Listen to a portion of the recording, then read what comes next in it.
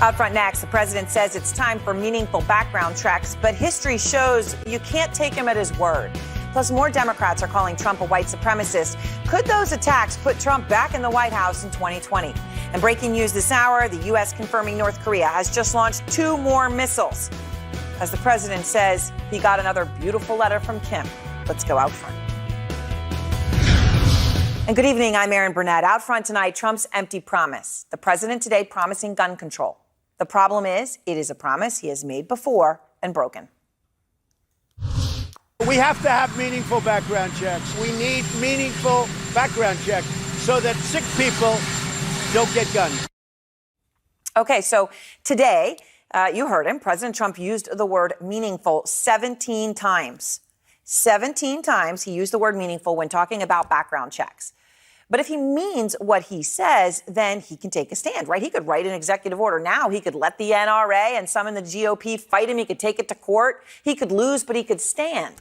So tonight, Trump has a big choice to make, whether or not to be a president of his word, because here are his words 18 months ago after the Parkland mass shooting. We're going to do very strong background checks.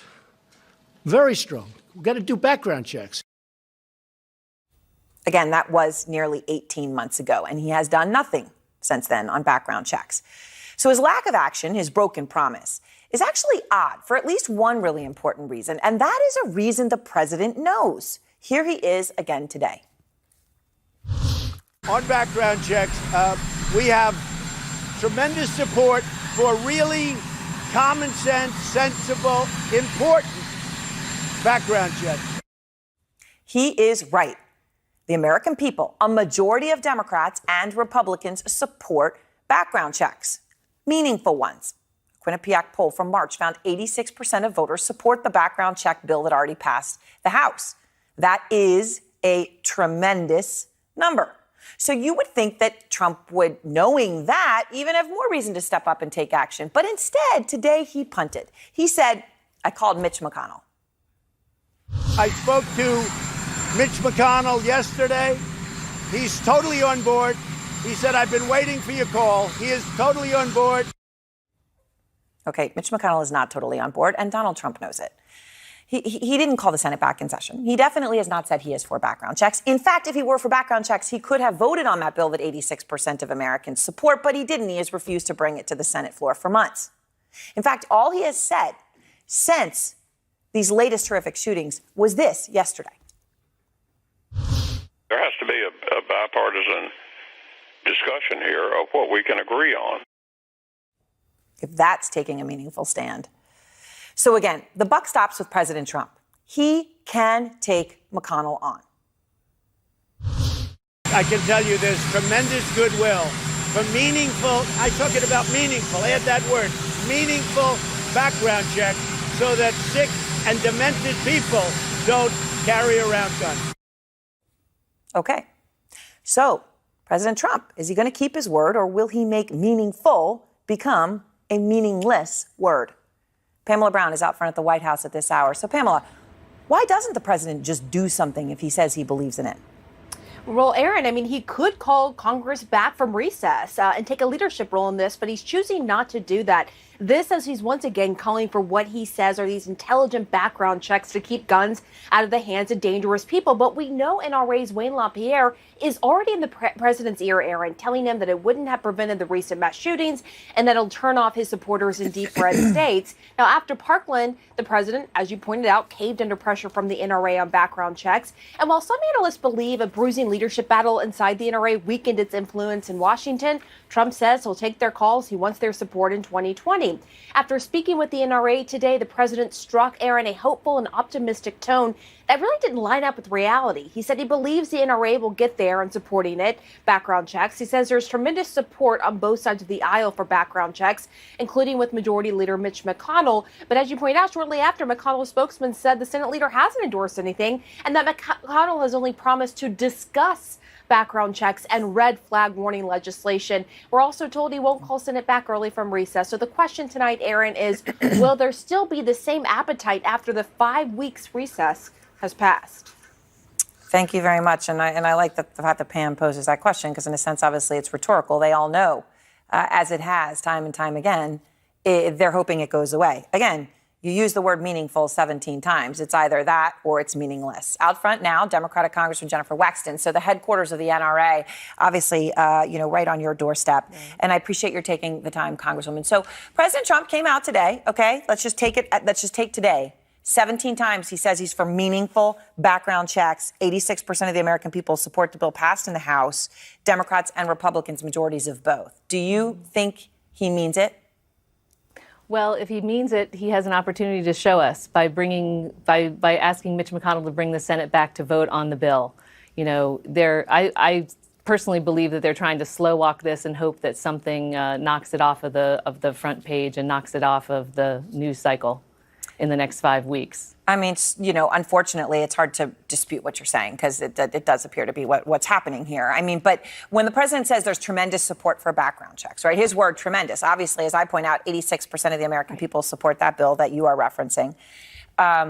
He said McConnell's on board, but you heard McConnell, he said, let's talk about, something. Let's just be bipartisan about it.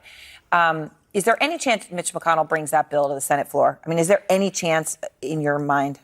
Well, he's had since February to do it, and it is a bipartisan bill. It passed the House of Representatives with bipartisan votes, so he has a great opportunity to do it if he's sincere. I question his sincerity because, as I said, he's had since February to do it and has absolutely ignored it and deliberately left it sitting on his desk. So the president today said he thinks that his base is going to get on board. Here he is. Here's how he put it. Is your base supporting background checks? I think my base relies very much on common sense, and they rely on me in terms of telling them what's happening. So he's right about that, except for he told them one thing, and then he didn't do it, and now here he is 18 months later telling them the same thing. Do they just not care, or what? Well, I mean, the question is he going to follow his base? Is he going to follow the NRA? Is he going to follow what over 90% of American public wants, which are universal background checks? Because if he really wants meaningful background checks, he has an incredible opportunity to make that happen with H.R. 8, which passed the House of Representatives in February with bipartisan support. So, there is a great opportunity to do that. He has an opportunity to show the American people that he's serious about it, but I question his sincerity at this point. So look, I mean, it was bipartisan, but obviously it was vast majority Democrat, right? Mm-hmm. A lot of Republicans still have trouble with this. They may personally think it, but you have Will Hurd, you have 7 others who supported it, but this is still an issue, okay? And you flipped a red district blue. All right, mm-hmm. Congresswoman, and you did that while backing stricter gun control. So in other words, you took a red district where a lot of people, would Republican end up voting for you, and you're coming out for more gun control. So why do you think so many Republicans are still scared to do that when a majority of Americans, Republican and Democrat, support it?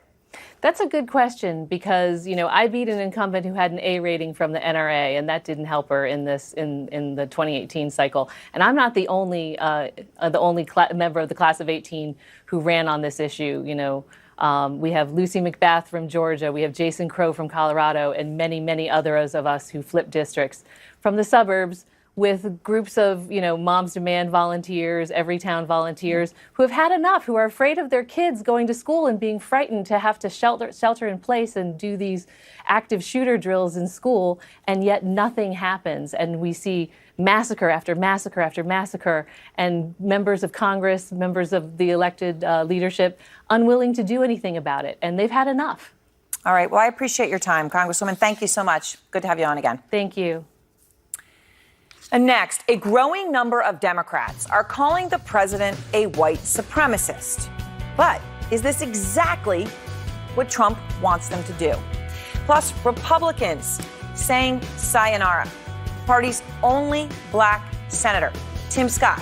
Is he following the only black congressman who's Republican on his way out the door? And breaking news, North Korea just test firing 2 more missiles, escalating tensions hours after Trump said this about Kim Jong-un. He really wrote a beautiful 3-page, and it was a very positive letter. What he said?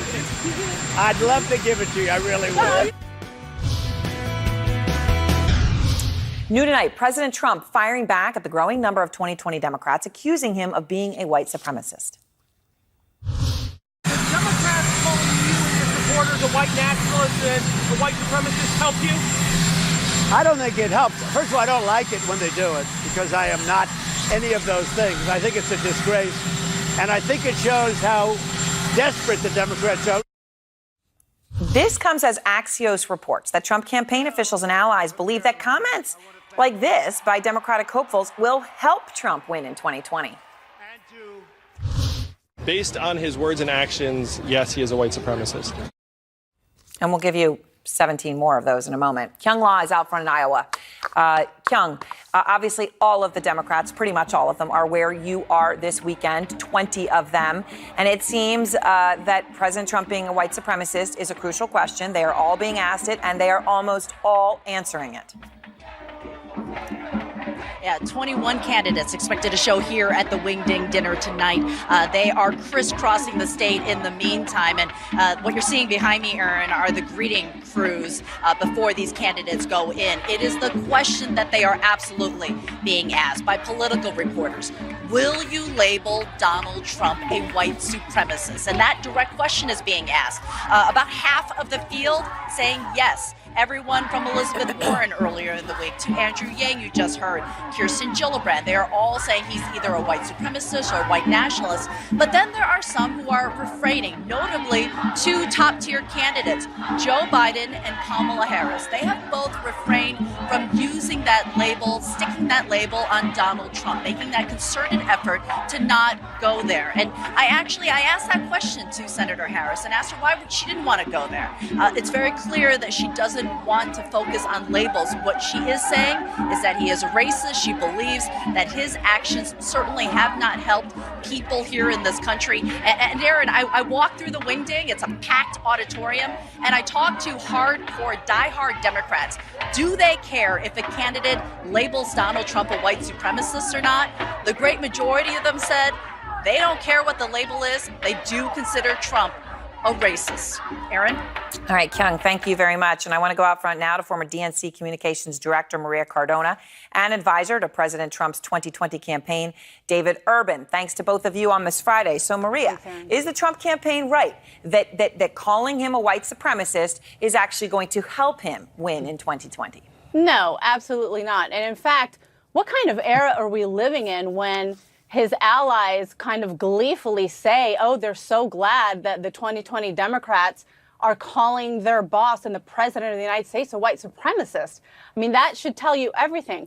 What these Democrats are doing are calling it like it is. We just had 3 shootings, one of them in El Paso, where the shooter put out a manifesto using the same exact language attacking Hispanic immigrants that the president of the United States did.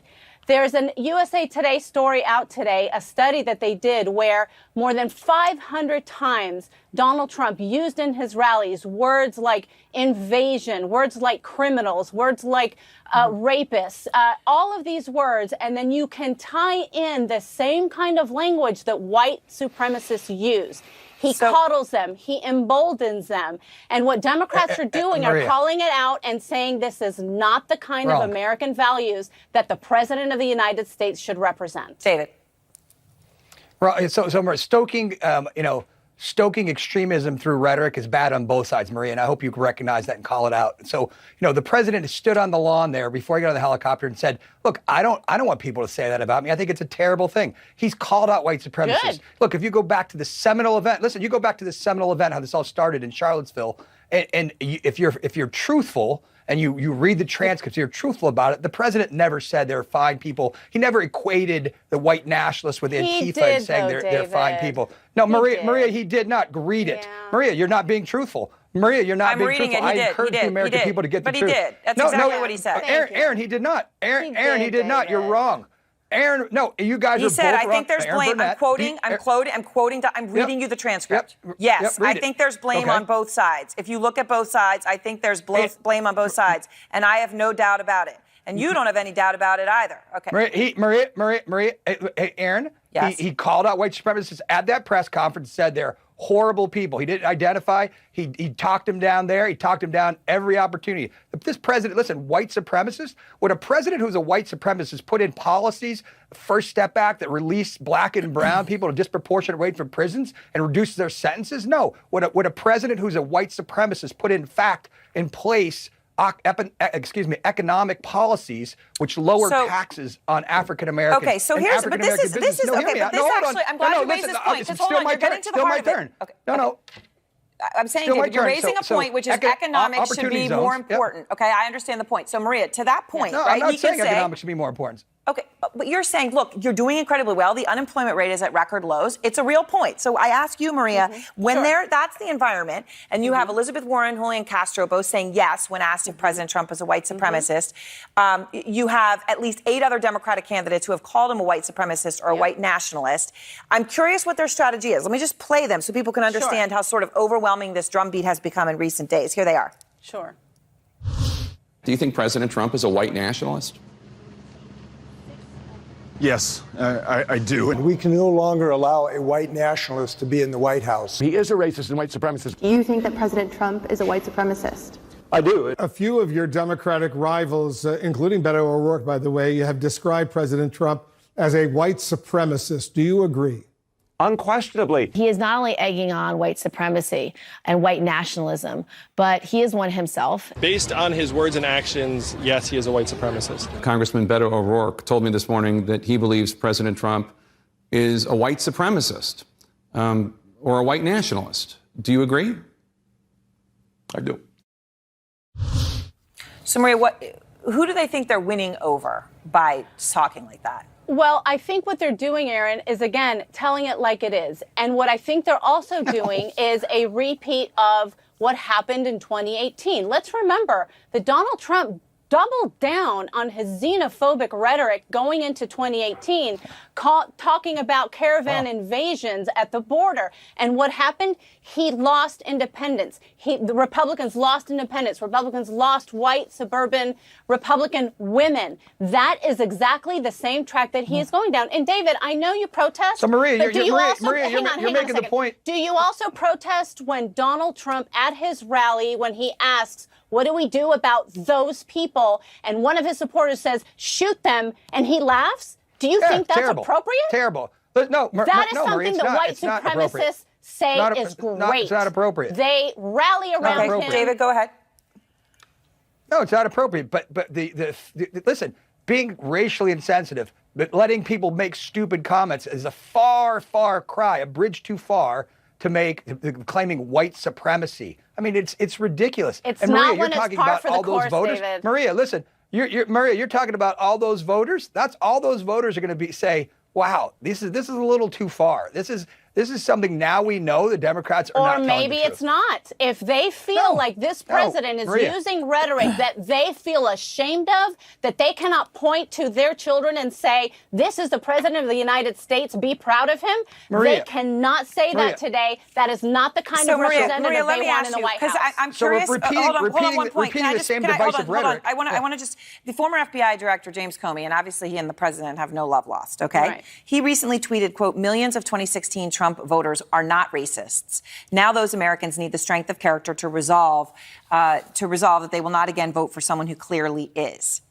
Okay? So he's making the point, but he's also making the point that a lot of people who voted for Trump, in his view, are not racist. Millions of Americans voted for Trump. So if all these Democrats are going to call Trump a white supremacist, could Trump rightfully have a lot of those voters think, they're calling you a white supremacist? And that's really hard to make those people like you then, isn't it? Or what these Democrats should be doing, and some of them have, are flipping it, which is what I think the truth is. When Trump uses that kind of rhetoric and when his allies say that that's going to help him in 2020, they are making the worst assumptions about his base, assuming that they're going to eat up that rhetoric because they believe his base is racist. And that is what those people, I think, should be looked at, and Democrats should be pointing that out. Final word to you, David, as Maria had the first. That is an insult to his base. So as an advisor to the president, I think it's a terrible thing. I think it's a terrible thing to be called. I don't think it's helpful in any way, shape, or form. Good, I think divisive rhetoric that doesn't unite us is bad on both sides, and I wish I'd call it out. So, all right. Thank you both. I appreciate your time. Aaron. And next, a new problem for the Republican Party. The only black Republican in the Senate, signaling he wants out of politics after the only black Republican in the House did the same thing. And the 2020 candidate swarming Iowa, facing a crucial test to win over voters. They've got to be tough. They have to be not wimpy. Tonight, South Carolina Senator Tim Scott, the only African-American Republican in the Senate, saying his days in office are numbered. How much longer do you see yourself in politics? Are you running for re-election in 2022? I plan to run for re-election, but that would be my last one if I run. Really? If I run, my last one. Scott's comments are jarring because they come just a week after Congressman Will Hurd, the only African-American Republican in the House, announced he's done with Congress, retiring at the end of his term. Out front now, former Republican Governor, Congressman Mark Sanford of South Carolina. And look, you've been in the midst of this. You've been in the midst of the Trump frenzy. You've worked with Senator Scott for a long time. What do you make of this all happening right now?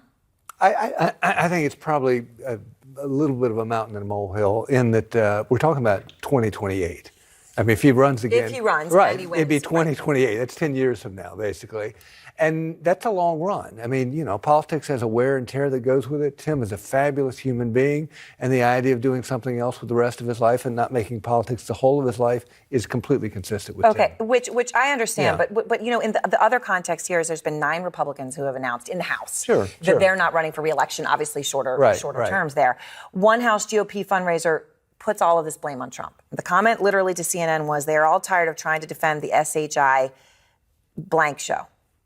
But I know that movie. I mean, I know that movie. But again, in Tim's case, I think it's probably, again, conjecture in that some people said maybe he runs for governor of South Carolina. He's always had a desire to come home. Right, he could do more politics. Are you worried, though, about moderate Republicans saying enough of what we hear here, the SHI blank show? Yeah, well, I'm a very conservative Republican, and you know, I had my you had enough, right? My locked horns, if you will, with the president on a couple of issues, and so I don't think it's simply a moderate issue. I think it is a wear and tear issue based on the way in which you used to be a member of the House or the Senate, and you talk about the issue, and we could agree or disagree on issues, but it wasn't response to the latest crazy tweet. Okay, so. Look, as you point out, you've had your locked horns, okay? But it was more than that. He was nasty. He made it personal. He celebrated when you lost. When you tried to stand up to him, he retaliated, okay? He backed your primary challenger. He made a big stink about it. He slammed you after you lost. And he went really personal, like this. She beat a man that likes flamingo dancers from Argentina. You know about that. He was supposed to be vacationing on the Tallahassee Trail, but he was actually in Argentina. Never liked him too much. I wasn't a big fan. The Tallahassee Trail must be a beautiful place. Unfortunately, he didn't go there. The irony there is, it is the problem with Donald Trump for a lot of Republicans and Democrats alike, which is it's a cult of personality. If you look at my voting record, I voted with him more than 90% of the time. In the world of politics, I mean, I love my brothers and sisters, but I don't agree with them 90% of the time. I have a very conservative Republican voting record, very much consistent with some of the things that they tried to do in the administration of the 2 years that we overlapped. But he tries to again, right, but again, for him, it's about not just will you agree with me on issues, but will you, in essence, fall into this cult of personality, which I think is really problematic in terms of our democracy. Does it intimidate Republicans? People don't want to hear their personal life. Yeah, I mean, if he goes, like right, they don't want to become the butt of a joke at a rally and he tries to embarrass you. Right, and that's what's turning off many Republicans to Donald Trump, whether it's with the retirements that you have seen, where there's wear and tear on that front, or frankly, soccer moms in the coastal district of South Carolina that I used to represent. That district went Democrat for the first time in about 50 years because a lot of soccer moms that I talked to had said, enough is enough. This is getting too crazy. Okay, so you talk about Republicans. I spoke to one this week. I don't know if you know him. Nebraska State Senator, okay, John McCollister. He was saying enough in terms of Republicans and race. He felt that they were failing. The Republicans overall are failing to denounce the president's racism. Here's what he said. I'm particularly disappointed in Republican office holders for allowing President Trump to say some of the hateful things that he said. And I think it's time for them to stand up for a change and make it known that they don't condone that kind of hateful speech. He's a lifelong Republican, okay? He says that. The Republican Party in his state of Nebraska then calls for him to change his registration and get out of the party. What does it say to you? Well, it says, one, political parties have always circled the wagon around the person in power, period, particularly at the top.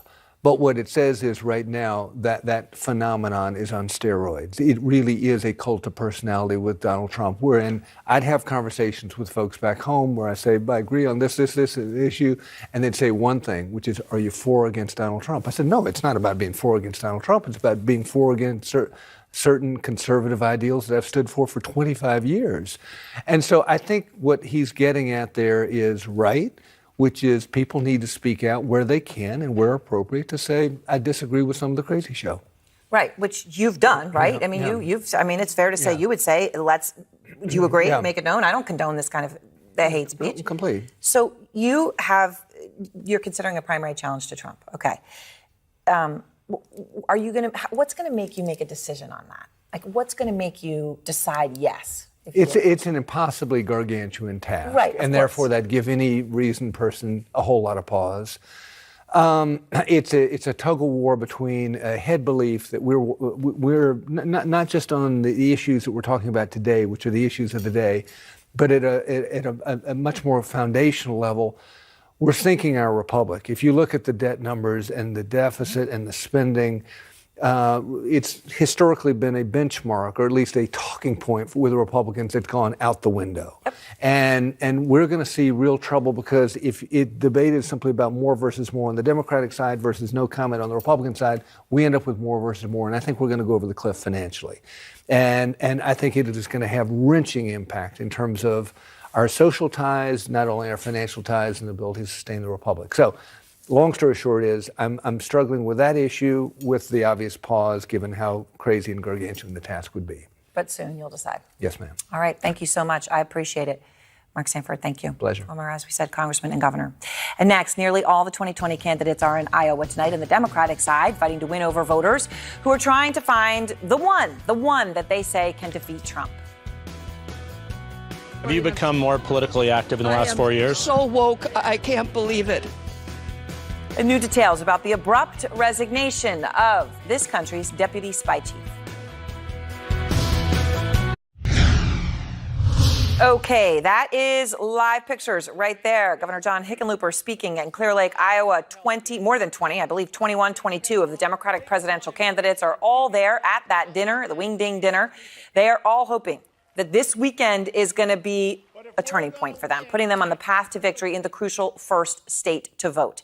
One key stop is the state fair. It's starting. Jeff Zeleny is out front. The Iowa State Fair. Hi, how are you? A mandatory stop on the road to the White House. You like the fair? What do you like best? A parade of Democratic candidates pressing the flesh and pounding the pavement. State fair! Every 4 years, presidential hopefuls become one of the attractions, although none likely as popular as the butter cow, a staple here since 1911. 6 months before the Iowa caucuses, voters like Claudia Rovin are sizing up the crowded field. You've been watching this Democratic race. What are the qualities, though, you're looking for? They've got to be tough. They have to be not wimpy. Rovin said she's never been politically active until President Trump took office. Now she's searching for someone who stands the best chance of defeating him. Kamala Harris. She looks tough. She looks like she could take him on. I like Elizabeth Warren. I like them all. Have you become more politically active in the last 4 years? So woke, I can't believe it. She likes Joe Biden, but worries that he's too nice to take on Trump. Not Maureen Murphy, who says Biden is the best candidate for the job. People are saying Joe's getting a little old. No, Joe is one of the wisest, smartest men, and I would put all my trust in him, and I do. At the Iowa Democratic Party booth, all candidates get equal billing, but Biden is at the center of the conversation. So you're not sure that he is the front runner? Well, he's a front runner right now, but there was a time Howard Dean was the front runner. He obviously didn't win the caucus. it's a long way to go yet. I'm John. We learn a lot about our politicians at the fair, how they handle the heat. What do you like about flipping pork chops? Well, it gets me one step closer to eating a pork chop. And how they slide. Governor, do you have to do a slide like that to be president? Apparently so. No, it's actually a lot of fun. It's great to have my family here, although my wife got a little bit competitive on that, Jeff. So far, no 2020 candidates have arrived in helicopters, as Donald Trump did 4 years ago. And there have been few bumper car sightings, as Barack Obama did when he ran for president, a moment he later used as a metaphor. To prepare for this debate, I rode in the bumper cars at the state fair. As the full Democratic field flocks to the fair this weekend, the race is on to make a good impression. Time is running short to make friends, or in this case, supporters at the Iowa caucuses. And before the weekend is over, Kamala Harris, Elizabeth Warren, Cory Booker, Bernie Sanders, and all of the Democratic field will be coming here to the state fair to make their case to voters. Aaron, less than 6 months until those Iowa caucuses. All right, thank you very much, Jeff. And next, North Korea just launching 2 ballistic missiles. So why did the president talk about a 3-page beautiful letter that he got from Kim today then? And Trump keeps slamming Democrats for doing nothing to help Baltimore. But he promised to help rural communities. And, well, here's what we found in one of them. Rural America rose up and voted for him. He could throw us a bone, too. Breaking tonight, North Korea launching missiles. A U.S. official tonight telling CNN Kim Jong-un's regime launched multiple short-range ballistic missiles today. The launch is coming literally hours after President Trump touted another, quote, beautiful letter from Kim Jong-un. He really wrote a beautiful 3-page, right from top to bottom, a really beautiful letter. It was a very positive letter. What do you think? I'd love to give it to you. I really would. Top to bottom, 3 full pages. Tonight's launch is the 5th by North Korea in less than 2 weeks. So in that time frame, North Korea has tested 10 missiles. And now Trump is claiming that this spate of tests has nothing to do with the United States. He didn't say a warning to the United States. I can tell you that. He didn't say a warning to the United States. So that's what he said after the last couple ones were tested a couple weeks ago or last week.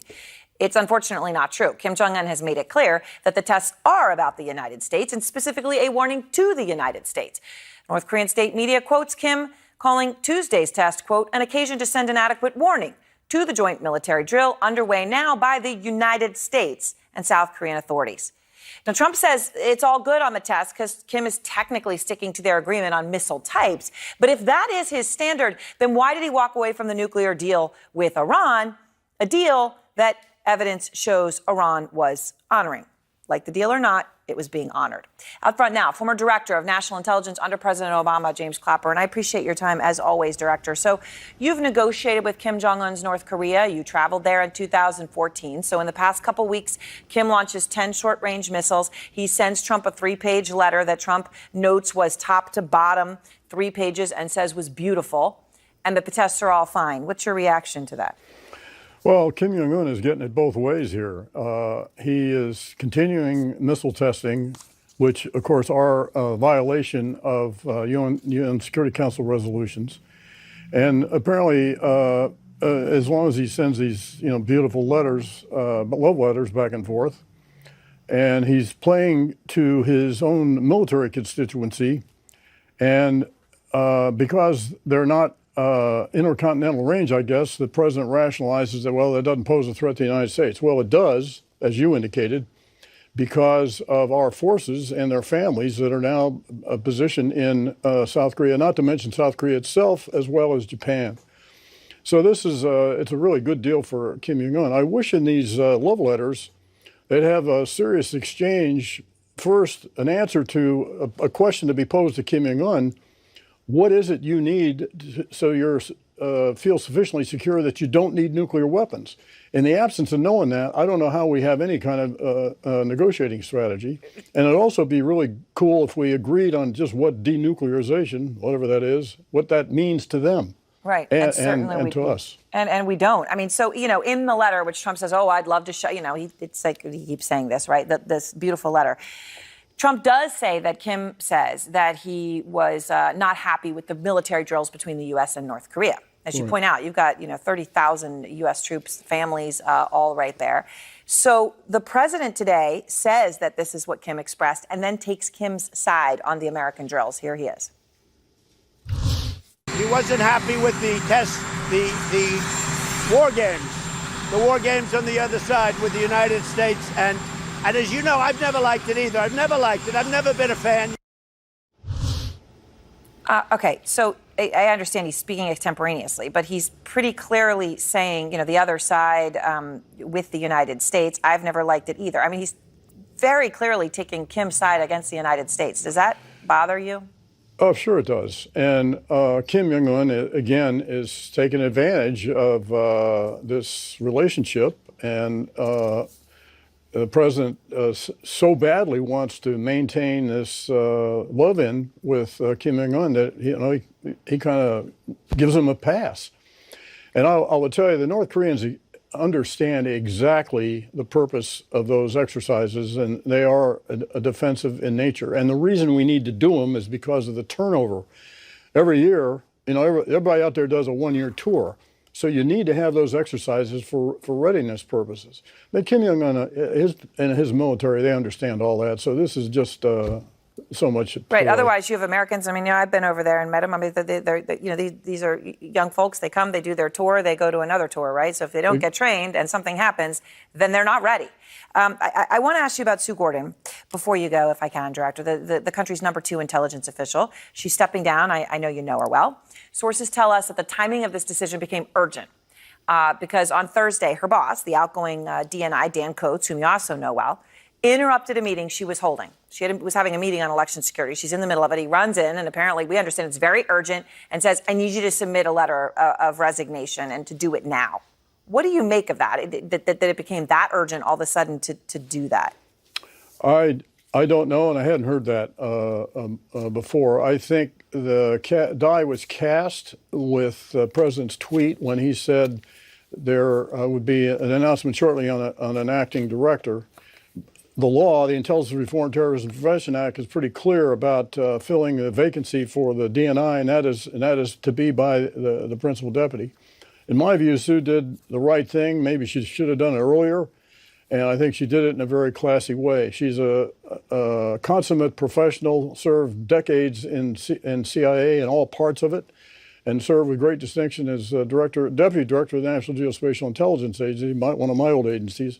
And she is a true professional, and that's probably what disqualified her. All right. Thank you very much. I appreciate your directness, as always, Director. Thanks, Aaron. And next, Trump promised to rescue the coal industry. So what happened in rural Kentucky? President Trump slamming Baltimore, calling it rat and rodent infested. But when it comes to struggling rural areas, the president has been silent. Miguel Marquez is out front. Kentucky's 5th congressional district, ruggedly beautiful and deeply poor Appalachia, for decades has struggled with the boom and bust of coal. We've had a mono economy of coal for over 100 years. So then, And coal is gone. And pretty much. Gwen Johnson, in her spare time, runs Black Sheep Bakery and Pizza in Hemp Hill, Kentucky. The money it brings in helps the local community center stay open. We're fighting for a better community here.